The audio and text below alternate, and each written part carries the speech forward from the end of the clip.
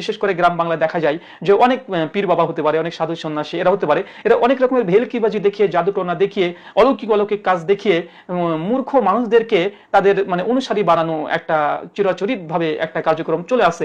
Even এখনো হয়, অনেক হিন্দু ঠাকুর পণ্ডিত আছে, তারা অলৌকিক কাজ করে, মুখ দিয়ে আগুন বের করছে, বিভিন্ন রকম পানি বুদ্ধি হেঁটে যেতে পারে, বিভিন্ন রকম অলৌকিক কাজ করে তারা তাদের অনুসারী বানায়। অনেকগুলো আছে, অনেক ভণ্ড সাধু সন্ন্যাসী আছে, এবং মুসলিমদের মধ্যে আছে অনেক পীর আছে, তাদের জীবনীতে অনেক অলৌকিক কাহিনী লিখে দেয়, কারণ যেটা তার জীবনের অলৌকিক কাহিনী দেখে মানুষ আকৃষ্ট হয়ে তার মতবাদ গ্রহণ করবে।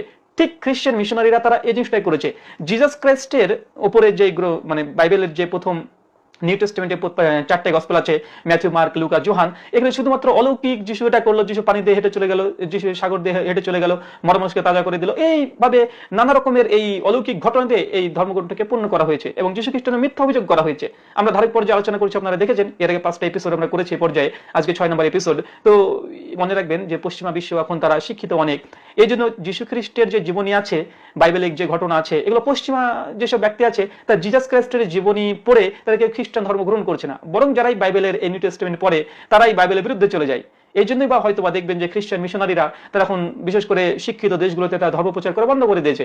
মূলত তারা গ্রাম বাংলাতে মূর্খ অশিক্ষিত মানুষ যারা এখনো কুসংস্কারে বিশ্বাস করে, অলৌকিকে বিশ্বাস করে, নানা রকম জাদুবিদ্যায় বিশ্বাস করে, এইসব মূর্খ ব্যক্তিদেরকে ধরে ধরে তারা যীশু খ্রিস্টের এই অলৌকিক কাজের ঘটনা বর্ণনা করে তাদেরকে ধর্মান্তরিত করছে। এটা দেখবেন সব জায়গাতে মূর্খ ব্যক্তিদের কাছে তারা ধর্ম প্রচার করে, শিক্ষিত মানুষের কাছে তারা ধর্ম প্রচার করতে পারে না। আর জিসাসের এই জীবনী থেকে কোনো শিক্ষা নেওয়ার মতো কোনো কিছু আছে বলে শিক্ষিত সমাজের মানুষ তারা বিশ্বাস করে না। আরো ব্যাপারটা মনে রাখবেন যে এইসব ঘটনা দিয়ে তারা বাইবেলটাকে মূলত পূর্ণ করার চেষ্টা করেছে। আসেন আমি যে ঘটনাটি বললাম সেই ঘটনাটা কি আছে, আমি একটু ঘটনাটা আপনাদের সামনে পেশ করি। বাইবেল খুলবেন, গসপেল অফ ম্যাথিউ 8 অধ্যায় একদম 31, 32, 33, 34 নম্বর ভার্স, এবং গসপেল অফ লুক 8 অধ্যায় 32, 33, 34, 35 অধ্যায় মানে পদ, এবং মার্ক খুলবেন 5 অধ্যায় 11 থেকে 17। এই 3টে জায়গাতে এই জিসাস ক্রাইস্টের এই ঘটনাটা বর্ণনা আছে। কি ঘটনা আমি সংক্ষিপ্ত পরিসরে আপনাদের সামনে শেয়ার করি। জিসাস ক্রাইস্ট একদিন তিনি সমুদ্র পাড়ি দিয়ে তিনি আসছেন, সমুদ্রের ধারে ঠিক দেখছেন একজন ব্যক্তি তাকে বদ আত্মায় ধরেছে, জিন বা ভূত এই জাতীয় কিছু হয়তো বা ধরেছে। তো এসে সে তখন বলছে যে যিশু আপনি আমাকে বাঁচান, আপনি আমাকে বাঁচান। তখন যিশু তখন সে মানে ভূতে ধরেছে যে ব্যক্তিকে, তখন করেছে কি উনি সঙ্গে সঙ্গে জাদু দিয়ে বা তার অলৌকিক ক্ষমতা দিয়ে বা মজেজা দিয়ে বা যাই বলেন না কেন, যিশু তখন করেছে কি তখন ওই মানুষটার মধ্যে যে বদ আত্মাটা ছিল ওই আত্মাটাকে বের করেছে। বের করার পরে তার পাশেই প্রায় 2000 শুয়োর চড়ছিল, পিগ এগুলো চড়ছিল। যীশু খ্রিস্টের সঙ্গে সঙ্গে এই বদ আত্মাটাকে নিয়ে 2000 শুকরের মধ্যে প্রবেশ করে দেয়। আর যখনই প্রবেশ করে দেয় শুকরগুলো দৌড়তে সমুদ্রের মধ্যে সঙ্গে সঙ্গে পড়ে যায়, সমুদ্রের মধ্যে যে পড়ে যায় সঙ্গে সঙ্গে 2000 শুকরগুলো মৃত্যুবরণ করে। এটা হচ্ছে ঘটনা। আজীব হয়ে যাবেন, এখানে আশ্চর্য আপনারা এখানে হবেন যে যীশু খ্রিস্টের নামে এই একটা ঘটনা তারা বর্ণনা করে দিয়েছে, যীশু খ্রিস্ট 2000 প্রাণীকে হত্যা করেছে। প্রথম কথা হচ্ছে এটা, ভাই বলুন তো, যে কোনো বদ আত্মা বা ভূত পেতকে শরীর থেকে বের করার জন্য কি অন্য প্রাণীর মধ্যে পুশ করে দেওয়া, ঢুকে দেওয়া, এটা কি শর্ত? এটা তো শর্ত নয়। যীশু খ্রিস্ট কি পারতেন না যে এই 2000 প্রাণীকে হত্যা না করে ওই যে বদাত্মাটা বা ভূত বা পেত যাই বলেন না কেন যেটা প্রবেশ করেছিল ওই ব্যক্তির শরীরে, ওটাকে বের করে শুয়োরের মধ্যে না ঢুকে দিয়ে ওই বদ আত্মাকে এই সমুদ্রের মধ্যে চুবিয়ে মেরে ফেলতে পারতেন না? তার যদি যীশু খ্রিস্টের অলৌকিক কাজ বা তার মজেজা যদি এতই দুর্বল হয় বা তিনি যেটা নাই পারতেন, ধরে না তিনি পারতেন না, তো অন্তত এটাই যৌক্তিক ছিল যে যীশু খ্রিস্ট ওই ব্যক্তির মধ্যে যে বদ আত্মা ছিল, ভূত পেত জিন যাই থাকুক না কেন, ওটাকে বের করে 2000 প্রাণী লাগবে কেন? একটা মানুষের ভূত বের করবে, বদাত্মা বের করবে, তো একটা শুকরের মধ্যে প্রবেশ করে দিলে তো হতো। একটা শুকরের বিনিময়ে একটা মানুষ যদি বেঁচে যায় এটাই তো ভালো। নচেত একটা মানুষের ভূত ছাড়ানোর জন্য তিনি 2000 প্রাণীকে হত্যা করে দিলেন। কি আজীব ঘটনা। এটা কি কোনো যারা যুক্তি বা যারা অলৌকিক কাজে বিশ্বাস করেন তারা কি আপনারা যীশু খ্রিস্টের এই কর্মটিকে মেনে নিতে পারবেন? যীশু কি এটা কি কোনো ভালো কোনো অলৌকিক কাজ করেছে? যীশু খ্রিস্টের সঙ্গে কি কথাটা যায়? জি না। যীশু খ্রিস্ট তথা ঈসা আলাইহিস সালামের বিরুদ্ধে খ্রিস্টান মিশনারিরা এই অলৌকিক ভেলকিবাজির কর্মকাণ্ডকে লেপন করার জন্য তারা মিথ্যা অপবাদ কলঙ্ক লেপন করেছে, 2000 প্রাণীকে হত্যার অপরাধী বানিয়েছে।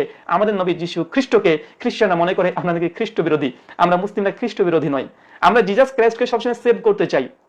খ্রিস্টানরা যীশু খ্রিস্টকে অপরাধী বানিয়েছে। আমি দেখেছি 4-5 নম্বর এপিসোড দেখবেন যে যীশু খ্রিস্ট গাছকে এমনি অকারণে মেরে দিল, তার মার সঙ্গে অসৎ ব্যবহার করেছে।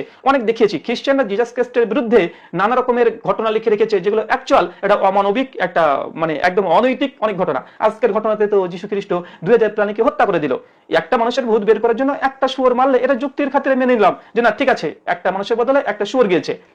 অথচ জিজাস ক্রাইস্টের এত অলৌকিক ক্ষমতা, তার উচিতই ছিল না যে একটা শুয়োর মারা, বরং বদাত্মাকেই সমুদ্রের মধ্যে যে চুবিয়ে মারতো, এটা হতো অলৌকিক কাজ। কিন্তু একটা মানুষকে বাঁচানোর জন্য 2000 মানুষকে, মানে 2000 প্রাণীকে হত্যা করা অকারণে, এটা কি কোনো যৌক্তিক কাজ? এটা কি অযৌক্তিক নয়? অবশ্যই অযৌক্তিক। চিন্তা করে দেখেন। তারপরে এই ঘটনা যে মিথ্যা, এই ঘটনা মিথ্যা, এর জন্য আপনারা এই ম্যাথিউ 8 অধ্যায় 31 থেকে 33 পদ পড়বেন, এবং লুকে ঘটনা আছে 8 অধ্যায় 32 থেকে 34 পদ, আর মার্কে আছে 5 অধ্যায় 11 থেকে 17। তিনটে ঘটনা যদি আপনি পড়েন, তো আপনি এখানে বুঝতে পারেন যে ঘটনা মিথ্যা করা হয়েছে, যীশু খ্রিস্টের নামে মিথ্যা করা হয়েছে। কেননা এই দুটো জায়গায় ঘটনা, স্থান এবং কজন ব্যক্তির ভূত ছাড়ানো হয়েছিল, এটা নিয়ে তারা তালগোল করে ফেলেছে।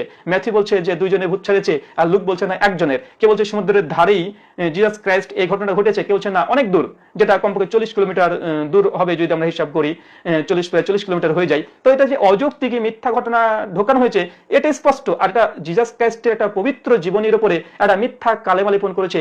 2000 প্রাণীর হত্যার অপরাধী মানে মানে তাকে অপরাধী হিসেবে সাব্যস্ত করেছে। আমরা এটা স্ট্রংলি কন্ডেম ইট। আমরা মুসলিমরা এটাকে তীব্র নিন্দা জানাই যে যীশু খ্রিস্টের জীবনীতে এমন কোনো ঘটনা ঘটারই কথা নাই। তিনি এতটাই নির্বোধ নয় যে তিনি 2000 প্রাণী মারবে একটা মানুষকে বাঁচানোর জন্য। তারপরেও যদি ধরে নিই যে যীশু খ্রিস্ট এই কাজটা করেছিল, চিন্তা করে দেখেন যে 2000 প্রাণীকে হত্যা করে দিলেন। ওই 2000 প্রাণীর একটা মালিক ছিল, বাইবেল অনুসারে মালিক ছিল। গসপেল অফ ম্যাথিউ মার্ক 5 অধ্যায় 17 পদ পড়েন। সেই মালিকগুলো দুর্বল গতিতে ছুটে আসছে, এসে যীশুকে বলছে এই লোকটা জাদুকর আমার প্রাণীকে মেরে ফেললেন। চিন্তা করে দেখেন, একটা কৃষকের যদি আপনি 2000 প্রাণীকে হত্যা করে দেন, তার সারা জীবনের সম্পত্তি যদি আপনি অকারণে ধ্বংস করে দেন, ওই কৃষকের কি অপরাধ ছিল যে তার আপনি শুয়োরগুলোকে হত্যা করার অধিকার আপনাকে কে দিয়েছে? কেউ দিয়েছে? কেউ দেয় নাই। না খ্রিস্টানরা বলে না প্রভু যিশু করেছে মানে সব ঠিক। তো আমরা এই কথা বলি, আপনার বাইরে যদি বা আপনার ফার্মে যদি কোনো মুরগির একটা ফার্ম আছে বড়, যদি আগুন জ্বালিয়ে দিয়ে পুড়িয়ে দিই বা মেরে ফেলি বা নিয়ে চলে আসি, খ্রিস্টানকে এটাকে অপরাধ মনে করে না? যিশুর এই কাজটা কি পাপ নয়? এটা কি অন্যায় নয়? এটা কি মানে সর্বাধিক এটা পাপ নয়? অবশ্যই পাপ। খ্রিস্টানরা বলে যে যীশু খ্রিস্ট নাকি কোনো পাপ করেনি। একটা প্রাণীকে 2000 প্রাণীকে হত্যা করা পাপ ছাড়া কি? একটা মালিকাধীন এই শুয়োরগুলোকে হত্যা করেছে, মালিককে যীশু খ্রিস্ট কোনো প্রতিদান দেয়নি যে 2000 প্রাণীকে হত্যা করলে টাকা দিয়েছে? টাকা দেয় নাই। তার ঋণ পরিশোধ করেছে? করে নাই। তাকে সান্ত্বনা দিয়েছে? তবু করে নাই। তার মধ্যে যা তিনি অলৌকিক কাজ জানতেন, তিনি হঠাৎ করে যেখানে সেখানে গিয়ে তিনি মানুষকে মেরে ফেলবেন, তিনি প্রাণীকে হত্যা করে দেবেন, গাছকে মেরে ফেলবেন। এটা কি মগের মুল্লুক নাকি? না ঠাকুমার ঝুলির মতো আপনারা গল্পটাকে লিখে রেখেছেন? আমরা মানে বলছি মানে স্পষ্ট ভাবে যে বাইবেলের এই ঘটনাগুলো এগুলো যে মিথ্যা। কোরআন যে বারবার বলে যে তারা বাইবেলকে বিকৃত করেছে, তওরাত জাবুর ইনজিলকে বিকৃত করেছে, তার এটা প্রমাণ। সূরা মাইদা 40, 45, 46, সূরা বাকারা 179 নম্বর আয়াত, বিভিন্ন জায়গায় আল্লাহ বলেছেন যে ইহুদি খ্রিস্টান তারা তাদের ধর্মগ্রন্থ বিকৃত করেছে। তো এগুলো বিকৃত ছাড়া কি? অবশ্যই 100% বিকৃতি। আমরা এটা মোটেও মানি না। অথচ ইসলামের শিক্ষা দেখেন কি চমৎকার, অনেক চমৎকার। নিরীহ প্রাণীকে হত্যা করা একটা অপরাধ, তবে ঈশ্বরের সন্তুষ্টির উদ্দেশ্যে, ঈশ্বরের নৈকট্য অর্জনের উদ্দেশ্যে যদি কোনো প্রাণীকে যদি বলি দেন বা তাকে কুরবানি করেন বা তাকে হত্যা করেন, এটা বৈধ। এটা আপনি হিন্দুইজমে বৈধ, এটা খ্রিস্টানিটিও বৈধ, এটা ইহুদিজমে বৈধ, এটা ইসলামে বৈধ। আপনি ঈশ্বরের সন্তুষ্টির জন্য কুরবানি করবেন বা বলি করবেন, এটা বৈধ। সব ধর্মে অনুমোদন দেবে। আপনি যদি হিন্দু ধর্মগ্রন্থ পড়েন, মনুষ্য সংহিতা 5ম অধ্যায় 30 থেকে 35 নম্বর শ্লোক, মহাভারত অনুশাসন পর্ব 88 নম্বর শ্লোক, পরিষ্কারভাবে সেখানে বলা হয়েছে যে ঈশ্বরের উদ্দেশ্যে যে প্রাণীকে বলি দেওয়া হয় এটা কোনো পাপের কাজ নয়, বরং এটাতে নেকিই আছে। বাইবেলও আছে, দেখা যায় যে আব্রাহাম যখন তার সন্তানকে নিয়ে গিয়েছিল, ঈশ্বর তখন একটা মেষ পাঠিয়ে দিয়েছিল। ঈশ্বরের উদ্দেশ্যে যদি প্রাণীকে বলি দেন, কুরবানি করেন, এটা সব ধর্মে অনুমোদন দেবে। কিন্তু অকারণে প্রাণীকে হত্যা করা, এটা আমরা স্ট্রংলি কন্ডেম ইট। আমরা এটা চূড়ান্তভাবে বিরোধিতা করি। আর কোরআনের বা হাদিসের বিশ্বনবী মুহাম্মদ সাল্লাল্লাহু আলাইহি ওয়াসাল্লাম এত চমৎকার শিক্ষা দিয়েছেন। স্বামী বিবেকানন্দ বলেছেন যে জীবে প্রেম করে যে জন সেই সেবিছে ঈশ্বর। আর ইসলাম তার প্র্যাকটিক্যাল দেখিয়েছে। সহিহ বুখারী খোলেন, হাদিস নাম্বার 3118 এবং 3321 নম্বর এবং 3467 নম্বর হাদিস খোলেন। তিনটে জায়গায় আরো অনেক জায়গাতে আছে যে বিশ্বনবী মুহাম্মদ সাল্লাল্লাহু আলাইহি ওয়াসাল্লাম তিনি বলছেন যে একটা বেশ্যা মেয়ে রাস্তা দিয়ে চলাচল করছিল। সে ধর্মে ছিল ইহুদি, সে মুসলিম না, ইহুদি ধর্মের একটা মেয়ে। তারপর প্রস্টিটিউট মানে তার কাজ ছিল বেশ্যাবৃত্তি করা। সে রাস্তা দিয়ে চলছে ভরা দুপুর বেলাতে। তো মেয়েটা খুব পিপাসা পেয়েছে। এমতো পরিস্থিতিতে মেয়েটা তৃষ্ণার্ত কাতর, সে চলাচল করছে। হঠাৎই দেখে একটা কুয়া আছে। মেয়েটি করেছে কি, কুয়াতে থেকে কোন রকম পানি তুলেছে, তার শাড়ির আঁচল বা রুমাল এই জাতীয় কিছু দিয়ে চুবিয়ে মানে তুলেছে। অন্য বর্ণনা এসে মোজা, বিভিন্ন বর্ণনা এসেছে। তো সঙ্গে সঙ্গে তুলে মেয়েটা খেয়ে তার অন্তরটা তৃপ্তি হয়েছে, সে চলে যাচ্ছে। যেতে যেতে দেখছে একটা কুকুর থেকে একই অবস্থা, একটা কুত্তা, একটা কুকুর, ডগ। এই ডগ মানে এই কুকুরটা সে তৃষ্ণার্ত কাতর, প্রচুর কষ্ট পাচ্ছে। সঙ্গে সঙ্গে ওই মেয়েটি কুকুরটাকে নিয়ে এসে কুয়া থেকে পানি তুলে আবার কুকুরটাকে খাইয়ে দেয়। আর বিশ্বনবী মুহাম্মদ সাল্লাল্লাহু আলাইহি ওয়াসাল্লাম, মুসলিমদের নবী, প্রফেট, মেসেঞ্জার, তিনি সঙ্গে সঙ্গে একটা গসপেল মানে শুভ একটা বার্তা দিচ্ছে। আল্লাহ বলছে এই মেয়েটা এই কাজটা করেছে, বেশ ভালো হবে কি? এই মেয়েটার কাজটাকে আল্লাহ এতই পছন্দ করেছে, ঈশ্বরে আল্লাহ সুবহানাহু ওয়া তাআলা এতই পছন্দ করেছে যে আল্লাহ সুবহানাহু ওয়া তাআলা তার পেছনের সমস্ত গুনাহকে ক্ষমা করে দিয়েছেন। আলহামদুলিল্লাহ। ইসলাম বলছে যে একটা নিরীহ প্রাণীকেও যদি আপনি পান করান, নিরীহ প্রাণীকে যদি আপনি পান করান, তবুও আপনার গুনাহ, আপনার পাপ ক্ষমা হতে পারে, এমনকি আপনি জান্নাতে যেতে পারেন। আরেকটা বর্ণনা দেখেন, সহিহুল বুখারী হাদিস নম্বর 3318 এবং 21, বিশ্বনবী বলছেন যে একটা মেয়ে ছিল, সে মেয়েটা একটা বিড়াল মানে ক্যাট, এটা পালতো বাড়িতে। তো এই বিড়ালটাকে তিনি বেঁধে রেখেছিলেন, তাকে পরিচর্যা করেনি, খেতেও দেয় নাই। তো বিড়ালটা না খেতে পেয়ে কষ্ট করে মারা গেছে। আর বিশ্বনবী মুহাম্মদ সাল্লাল্লাহু আলাইহি ওয়াসাল্লাম তিনি বলছেন যে এই মেয়েটি বিড়ালের হত্যার অপরাধী হয়ে এই মেয়েটাকে নরকে যেতে হবে, জাহান্নামে যেতে হবে, হেল তথা জাহান্নামে যাবে। চিন্তা করে দেখেন, বিশ্বনবী 1400 বছর আগে প্রাণীর অধিকার নিয়ে কথা বলেছে, একটা কুকুরকে পানি পান করিয়ে একটা মেয়ে বেশ্যা মেশে স্বর্গে যেতে পারে। তার এই কাজ ঈশ্বর আল্লাহ এতই পছন্দ করেছে। আর একটা মেয়ে, সে একটা বিড়ালকে খেতে না দিয়ে মারা গেছে তার দায়িত্বহীনতার কারণে, এই জন্য সে মেয়েকে জাহান্নামে যেতে হবে। স্পষ্ট। অথচ জিজাস ক্রাইস্ট 2000 প্রাণী হত্যা করে ফেললেন একটা মানুষের বিনিময়ে। এটা কি যৌক্তিক? অযৌক্তিক। কোনোভাবে যৌক্তিক নয়, এটা কোনোভাবে লজিক্যালি নয়। এটা বাইবেল যারা লিখেছে ঠাকুমার ঝুলির মতো লিখে রেখে দিয়েছে। সাইটোসে আমি ক্ষমা চাইছি। তবে খ্রিস্টানরা যেহেতু বারবার মুসলিমদের উপরে অ্যাটাক করে, মুসলিমদের নবীকে ভণ্ড, নাউজুবিল্লাহ মিন জালিক। খ্রিস্টানদের অনেকগুলো ফেসবুকে সাইট আছে, আমি তাদের নাম বলে ফেমাস করতে চাই না।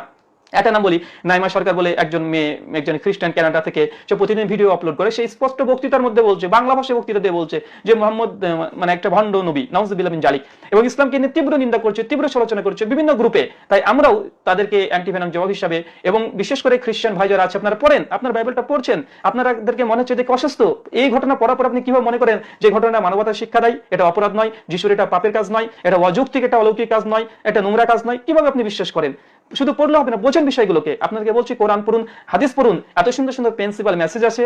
এবং সালভেশন, মুক্তি, নাজাত পাওয়ার জন্য পবিত্র কোরআন যে আদেশ, যে উপদেশ, যে নির্দেশ দিয়েছে, বিশ্বনবী মুহাম্মদ সাল্লাল্লাহু আলাইহি ওয়াসাল্লাম যে আদেশ, উপদেশ, নির্দেশ দিয়েছে, এগুলো ব্যতীত আর কোনোভাবেই আপনি স্বর্গ তথা জান্নাত তথা আপনি সালভেশন, মুক্তি, নাজাত পেতে পারেন না। তাই আপনাদেরকে উদাত্ত আহ্বান, এই যে ঘটনা বাইবেলে আছে, এগুলো ঠাকুমার ঝুলি ছাড়া কিছুই নয়। এখান থেকে দূরে থাকুন, সত্য জানুন, সত্য ইনশাআল্লাহ আপনাকে মুক্ত করবে। যেমনটা জিসাস ক্রাইস্ট বলেছে gospel of John chapter number 8 verse number 32, যে সত্যকে খুঁজতে থাকো, এই সত্যই তোমাদেরকে মুক্ত করবে। আজকের মতো আমরা এখানেই। পরবর্তী 7 নম্বর এপিসোড দেখার জন্য আমাদের সঙ্গেই থাকুন। ওয়া মা আলাইনা ইল্লাল বালাগ। আসসালামু আলাইকুম ওয়া রাহমাতুল্লাহি ওয়া বারাকাতুহু।